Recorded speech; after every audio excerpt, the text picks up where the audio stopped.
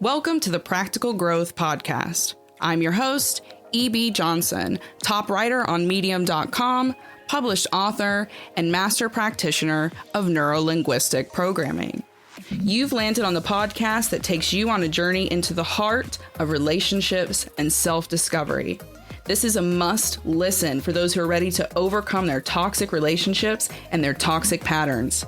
You can expect real talk, practical guidance, and raw and relatable guests that you'll be talking about for weeks. Let's get into it. Hello, my lovelies. It is so good to be back with you. I'm so happy to be sitting down to record this episode because this is an episode I've been so excited about, so excited to share. And that's because today we are going to be talking about one of my favorite subjects, and it is one of the definitely a best kept secret of the self-help and recovery world. It's called divine rage, and it is one of the most powerful factors in healing, becoming the person that you want to be, manifesting the future that you're not completely miserable in. And it is something that we don't talk about enough, that we don't embrace enough, but it has the absolutely overwhelming power to change the quality of our healing journey and the quality of our lives. Before we get started, one little piece of exciting news. I've released a new ebook, Unmasking the Narcissistic Family. It is a complete guide for anyone who is kind of just coming up for air from narcissistic abuse, or anyone who's realizing that maybe they had a narcissistic parent and that they were experiencing some narcissistic abuse in childhood.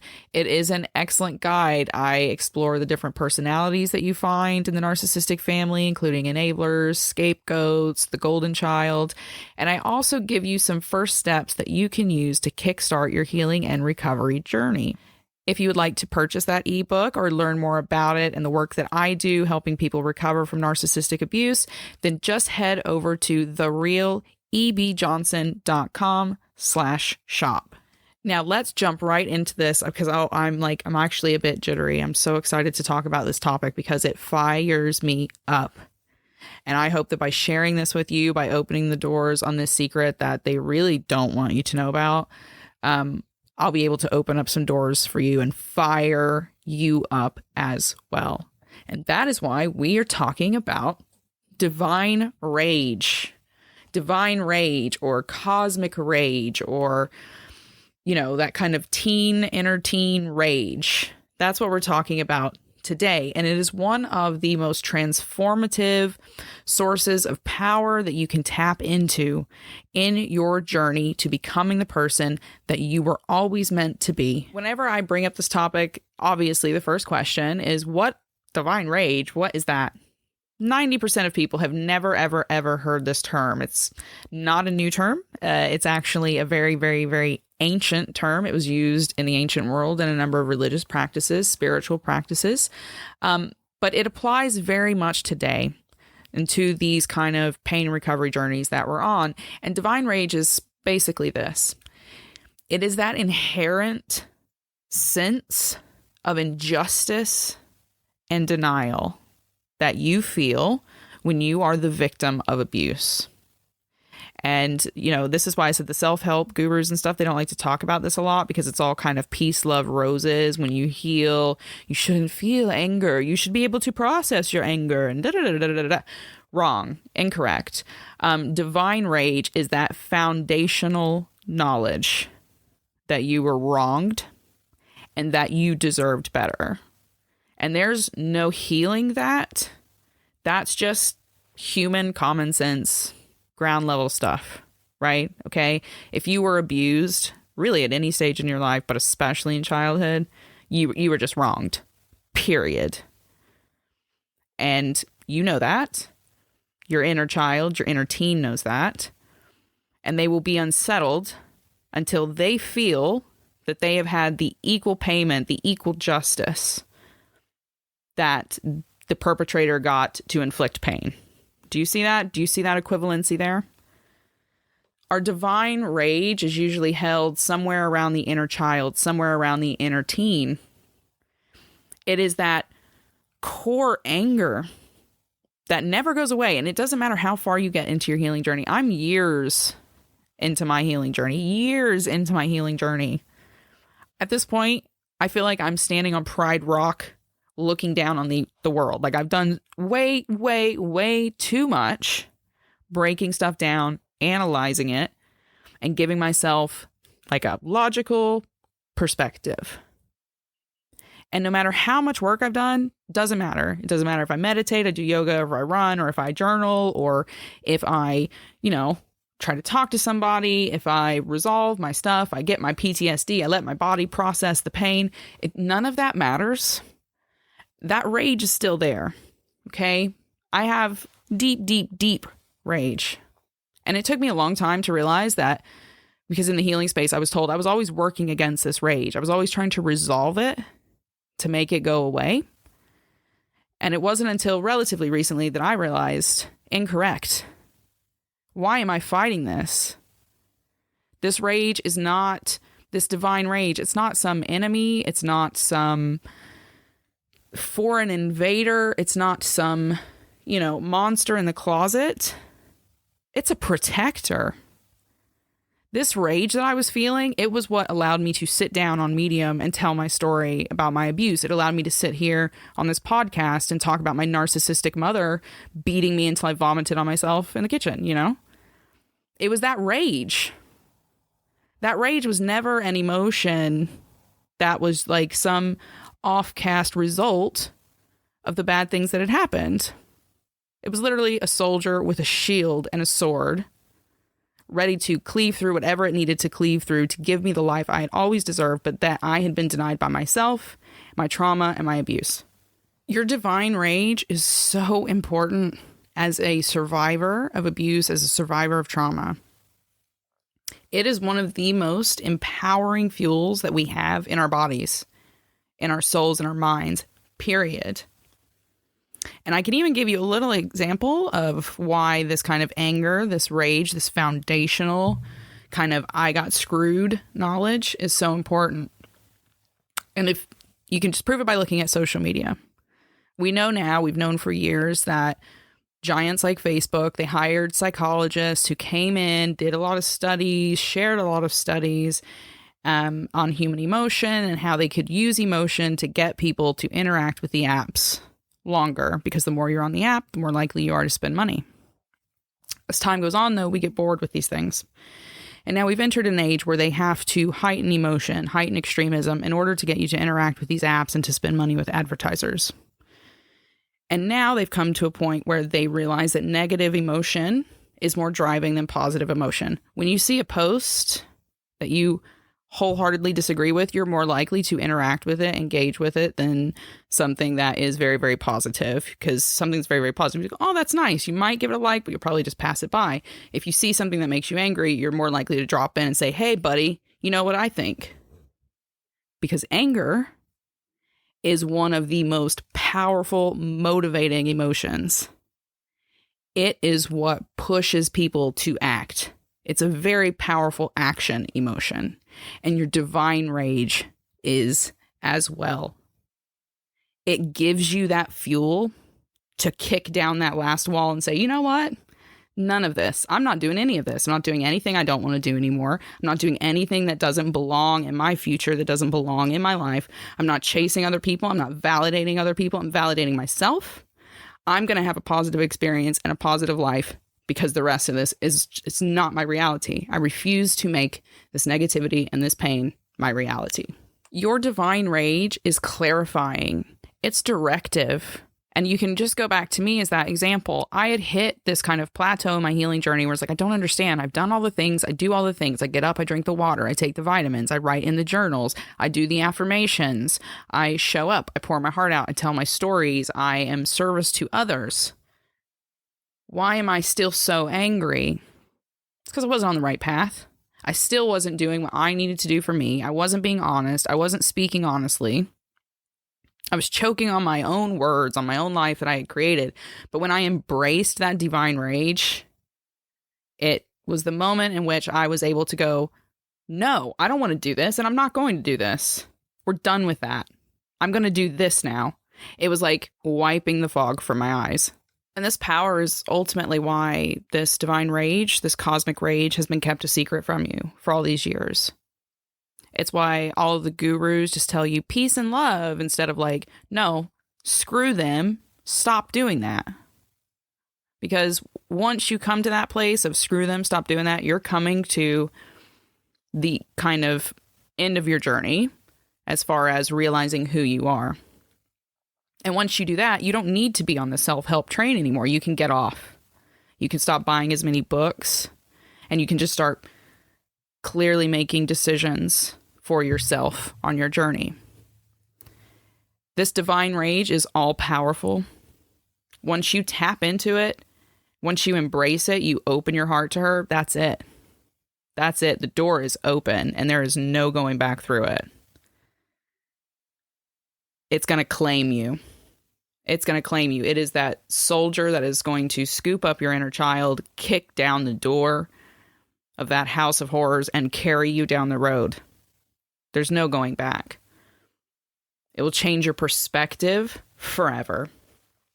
Now that I see the place that my rage has within me and the power that it has to literally, materially change outside factors of the world around me,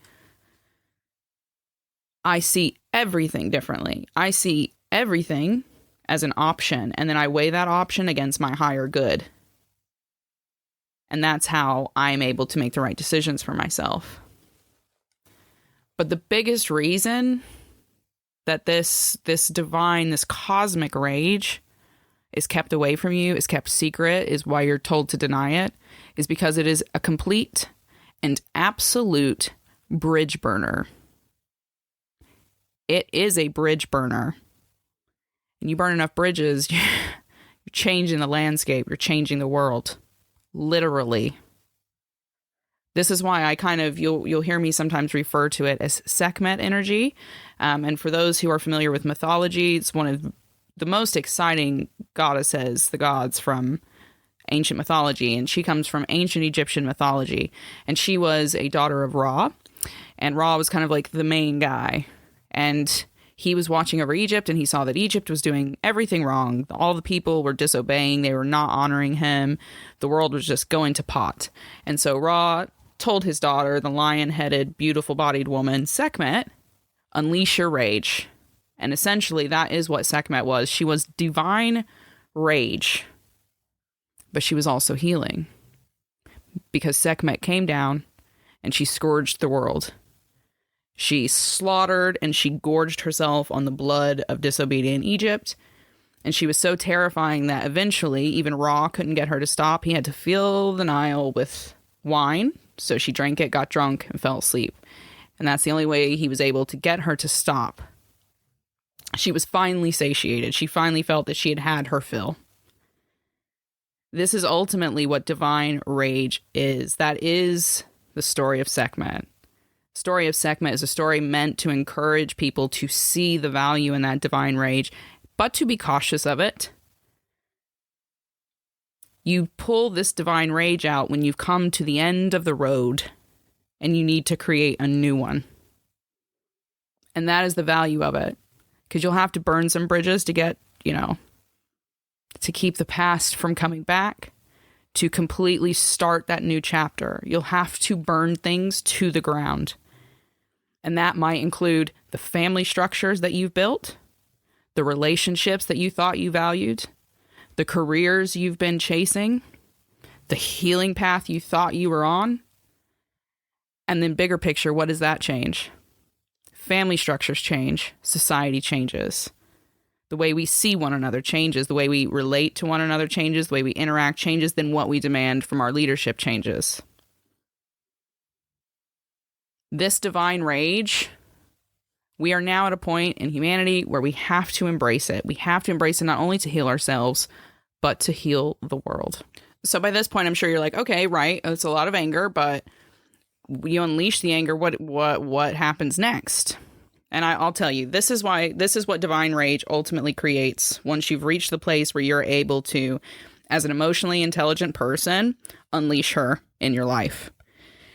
First of all, she's the basis of boundary setting, and I don't care what anyone says. That anger, that rage, as a survivor of trauma, a survivor of childhood abuse, dysfunction, has to be rage, because that's one of the emotions you're never, ever, ever, ever, ever allowed to tap into. Your whole life, you're made to be obedient, quiet, dismissive, make yourself as small as possible. In order for us to be able to effectively set boundaries, we have to get angry. We have to get to a place where we go, no, absolutely not. And even if that comes from a place of love, it has to be angry. It has to have some fuel behind it, if you know what I mean. And that anger is also what helps us maintain those boundaries. Yeah? Because it's one thing to draw the line. It's another thing to tell somebody, back off. I told you once, don't do it again, or you will lose access to me. Period. You need that divine, that cosmic, inherent sense of injustice. Injustice is a great word, because what divine rage also does is help us create self-defined justice. Self-defined justice. I get so mad when clients come to me and they talk about childhood trauma, and then they speak of it as if it's, oh, well, there's just nothing that can be done about it. Can you just teach me some ways to make my brain quieter? And it's not really healing. That's not really recovery. When you have overcome these kinds of injustices, and let's face it, most of us never get real justice, right? Like, you're not actually going to go and get your parents put in jail. But what you can do is give yourself a life inside and out that is so effing good that your inner child, your inner teen, that sense of rage can't help but feel satiated. You fill the Nile with wine, right? That's that analogy. You give yourself the best life. You give that inner child all the toys and the goodies and the fun and the excitement and the structure and the purpose and the balance. You do all of those things.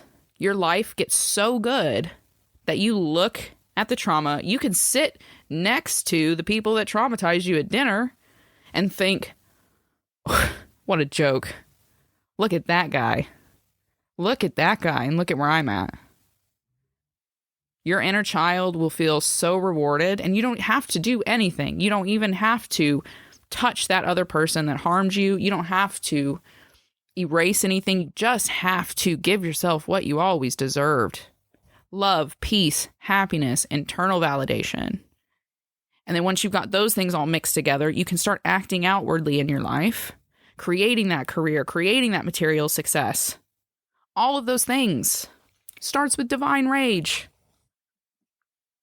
Divine rage can give you that sense, that self-supplied sense of justice. That self-supplied, look what I did for myself. Look what I did for myself.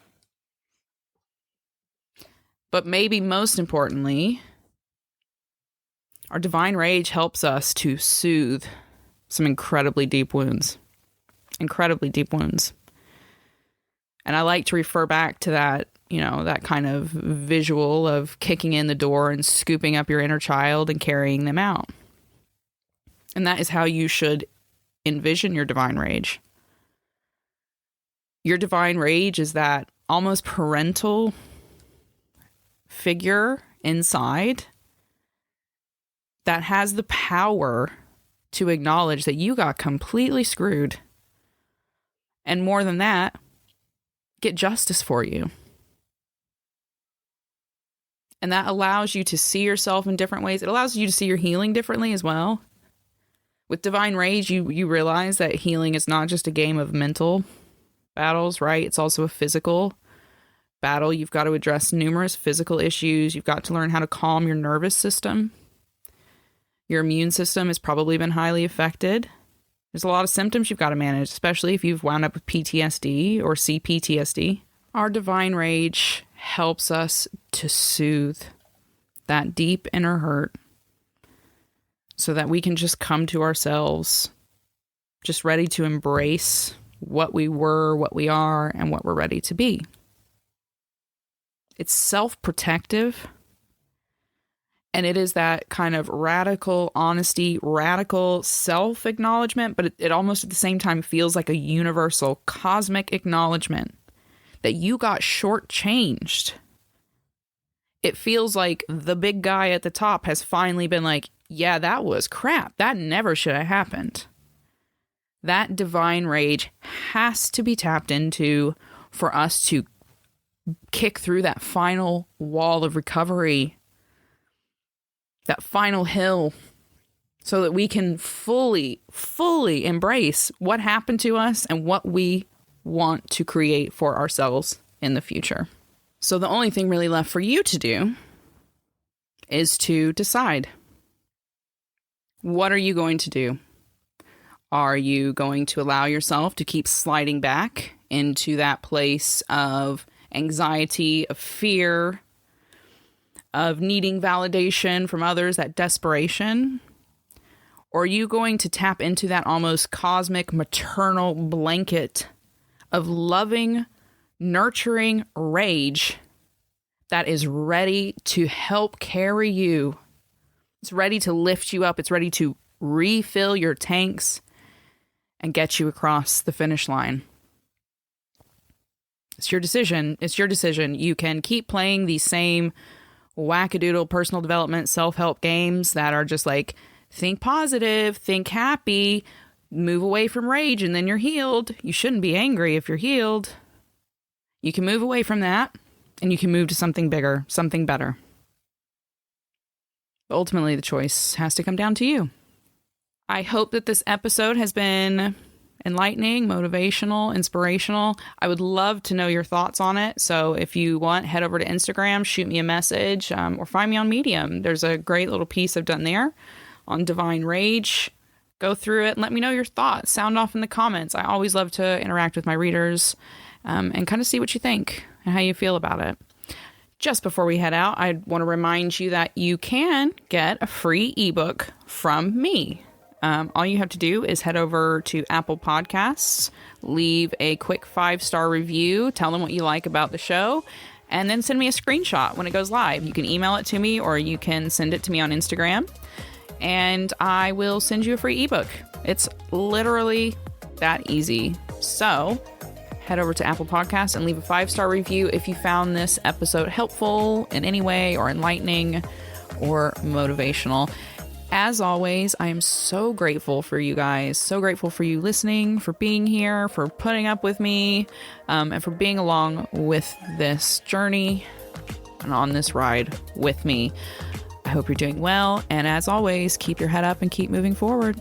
Bye-bye.